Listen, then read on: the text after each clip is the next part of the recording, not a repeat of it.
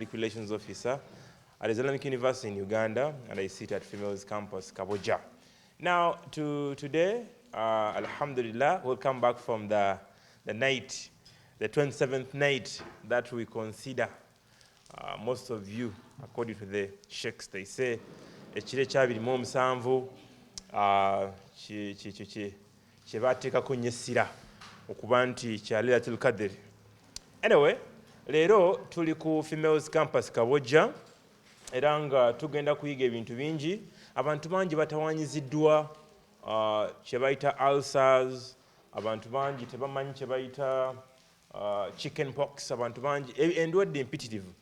Naye as I said nti abantu bange bano babeere basirifu ate nga bagumiikiriza, ekyo ekintu kijja kunkolera bulungi okuba nti I know they are busy batabulatabula eddagala wano sibitegeera baagala kunkuba mpiso saawa zino simanyi naye nga they are very good students. Of course some others are in lectures, but leero bano betusanze wano mu skills lab be bagenda otusomesa ku ndwadde ez'enjawulo.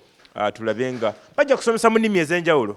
Njagala mbategeeze nti ebintu bingi siri musawo naye nga nasomako ekitonotono. Naye mbategeeze nti ebintu bingi tugenda okuyiga ng'abantu abava mu kisiibo, abantu bangi banywedde ebidagaladagala, mulina kye bayita self medication which is not good. Bajja bayigiriza ebintu bingi. Wano abaana bano boolaba ojja kwebuuza ali mu yunifoomu ya kiragala wa koosi ki, ali mu yunifoomu ya bbululu wa koosi ki. Bonna bonna bali mu busawo, naye ekibaawula nti bano abali mu green bakola certificate, ate bano abali mu blue bali mu diploma. Ayinza okwambala blue nga ali mu diploma direct oba diploma extension. Jjukira twagamba nti admissions in progress, mujja ne mukola interviews ne mugenda mu maaso n'osooka olaba. Kati kyogenda okulaba bwe bujulizi obugenda okulaga nti abaana bano basoma okusinziira mu myaka gyabwe. Nja kusooka mpitayo omu, I think he's a former president. I don't know whether she's still a president. Abana bakulonda. Why you nasinam? Nakaiwa Lorita, take the podium as I introduce your friends. You know, nebuuza kino ekintu kyeki. Omuntu ayinza okubeera nga tomanyi nti mu lubuto lwo lufaana bwe luti. Ng'okanya kuteekamu KFC, McDonald's, emmere ya mama, Naalongo wali mu katale, naye nga tomanyi nti muno mwekola ki? Mwegenda. Naye bajja kutunnyonnyola. Mukyala ayonsa ayinza okulaba nti this is the bbeere lyo, omwana bw'ayonka ayonka atya, naye bajja bitusomesa byonna byonna. Right now, let me introduce our first person, Sokoveyo Katono, who is Lorita Nakaiwa. And Rita is the president UNASNAM. Agenda kutuweereza mu lulimi Lungereza. You're welcome, please. Thank you very much, our dearest MC. My name is Nakaiwa Lorita, a nursing student at Kabojja School of Nursing, Iuiu Females Campus, currently in my second year, second semester. And as we all know, health is wealth.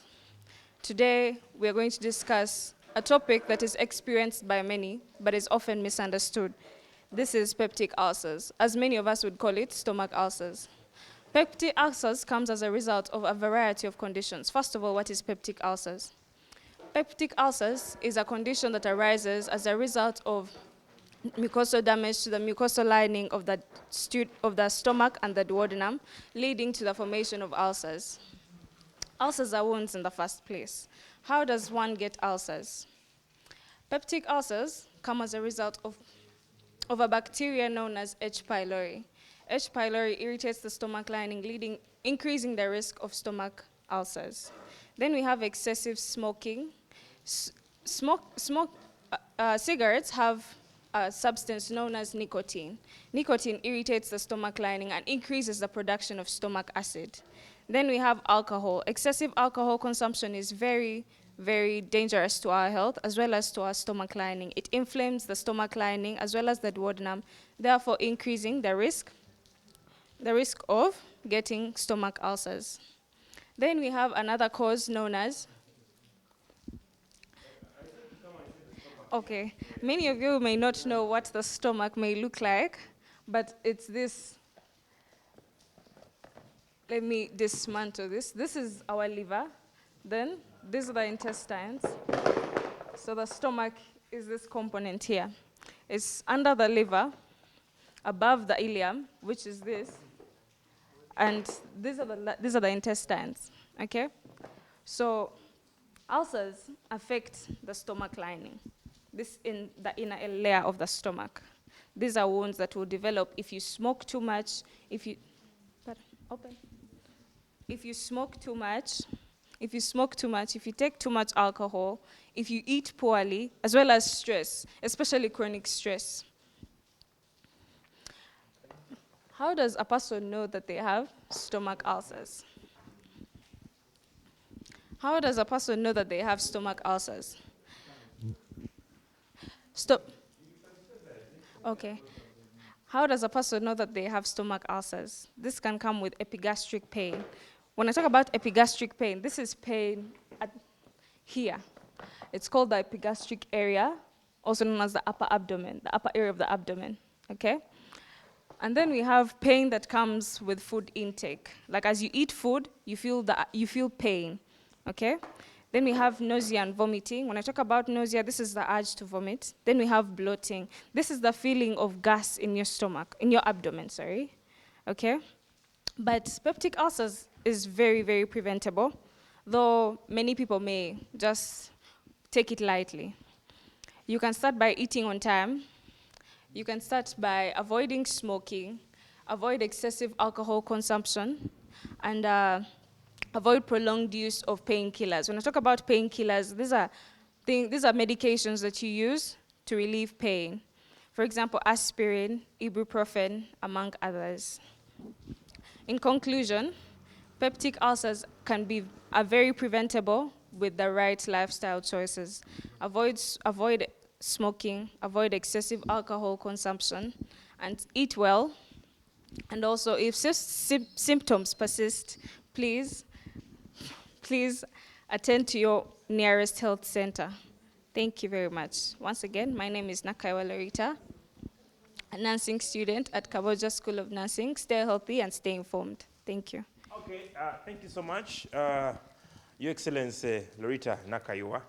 Babalaze batupangulidde omuntu yenna nesisiwala muli mutima batulaze amawugwe mbadde simanyi nti ate omala okugyawo olubuto luno ate waliwo ebintu ebirala ebibeera emabega ffe wetwakulira twali tulowooza nti olubuto luno lulinga saka luli empty gwe emmere gyoteekamu gyekola ki egiwa naye bino bisanga ku Islamic University in Uganda Females Campus-Kabojja ate nga babayita okwewandiisa mu busawo mujje musome nursing and midwifery obeereko nga Lorita.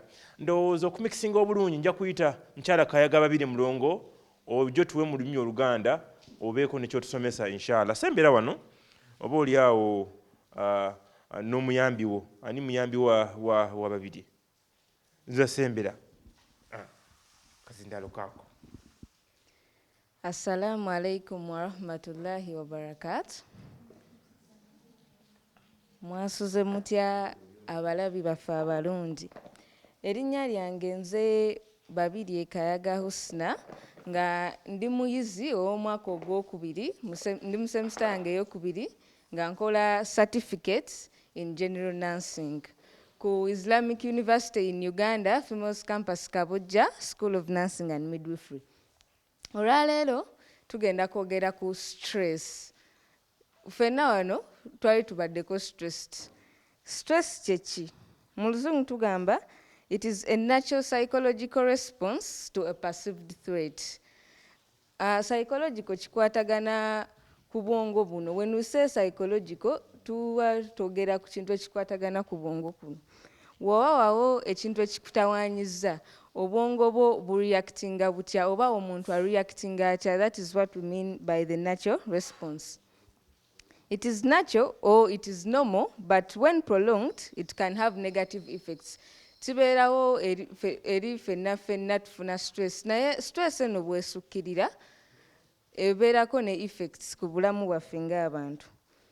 Then tuyina types oba ebika. Tuyina acute ne chronic. Acute stress, this is short term and caused by a specific event or situation. Short term kitegeeza kabeerawo kaseera katono ne kimala ne kivaawo, and it is caused by a specific event. For example, pressure to meet deadlines, abaana abasoma oyina coursework tonnamumala, lecturer n'atera okuyingira mu class, that stress you feel gye tuyita acute, oba bakubidde nti muganda wo mulwadde naye tunaatuukayo bulungi confirminga, stress gy'ofuna awo gye tuyita acute, it is short term. Then ne tuba ne chronic. This one is long term or persistent stress.